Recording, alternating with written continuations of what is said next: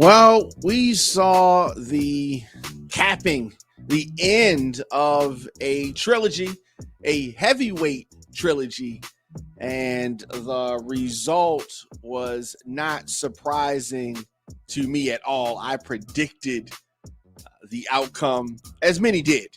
And what are we talking about? We are talking about Deontay Wilder and Tyson Fury having their three match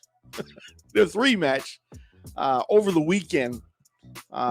And Tyson Fury, while not in the best shape of a heavyweight that I've seen, soundly defeated Deontay Wilder in this matchup. So what can we take away from this? There are many takeaways from this. So Deontay Wilder is, because of his limited boxing skill, his fundamental challenges, because of those fundamental challenges, Deontay Wilder is always going to be vulnerable to taller fighters that are bigger than him. See, normally Deontay Wilder is the tallest fighter. He's a very tall guy. Normally he's the tallest person in the ring. Normally he has the longest reach. And because he has that reach, because he has knockout ability, things have come easy for him. He's had matchups where he just knocked the guy out. He's long arms, and he knocked the guy out. In this matchup against Tyson Fury, Deontay Wilder's many flaws are always going to be exposed. Oh, wait. Did I also mention the fact that Deontay Wilder does not have a chin? AKA, he can't take a punch. So when Tyson Fury tapped that jaw or the ear, Deontay Wilder goes down. You have many heavyweights that are tall and big, but they have a jaw, meaning that they can take a punch. The thing about Deontay Wilder, he has a very high number of knockouts. The ratio of knockouts in his career, very high, right? And that is because from sheer physics, he was able to win. Not boxing skill. The code has been cracked. It has been displayed how to beat him. Once that code has been displayed, once it's been broken and the blueprint is laid out, no matter how successful they were prior to that, people have the answer. Happened with Mike Tyson, happened with Roy Jones, and it's definitely happening with Deontay Wilder. And there have been others.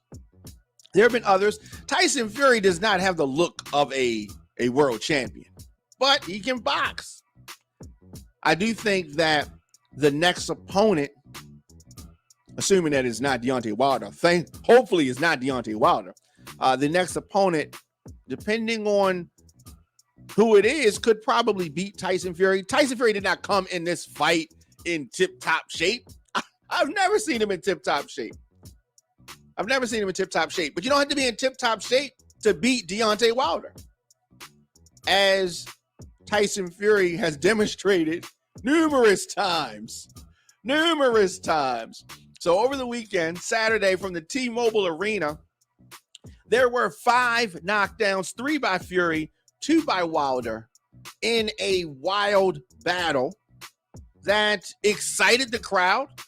Over 15,000 witnessed one of the best heavyweight fights we've seen in years.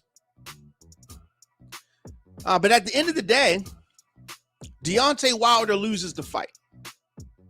The best man won the fight. It was a tough loss for Wilder. Tough loss. Tyson Fury is still the champion of the world. And the right thing for Deontay Wilder to do would be to accept that the best man won. He gave it a shot. Tyson Fury defeated him. Give respect to that man. No. He took his ball and he went home like a sore loser. I don't respect that. I do like the fact that Wilder came with a strategy, but as Mike Tyson famously said, everybody got a plan until you get punched in the mouth. Until he got hit, he had a strategy, worked the body. Once he got hit and rocked, he quickly abandoned that strategy and never went back to it. That was the strategy that was going to be successful for him, working on the body of Tyson Fury. Deontay Wilder did not do that. He didn't put his hands up. He does not have the boxing fundamentals, and he's too old to be taught. He's an impressive and imposing figure, but he can't box. I'm going to say it. He cannot box. And so any day of the week, a person who can box and has the height and has the size is going to whoop that trick. He's going to whoop that trick. And that's what happened. That's what we saw. Is this the end for Deontay Wilder? I don't know. He's going to make some excuse probably about the gloves, the mask, with the hood. The music, he's gonna make some type of excuse, except for blaming himself. He lost the fight. That's it. The best man won. Salute to Tyson Fury. That's what he should say. But it's not what happened. Regardless of the fact, Tyson Fury is a champion, and definitely hats off to him. It was a great fight. Both guys did their best, did their thing.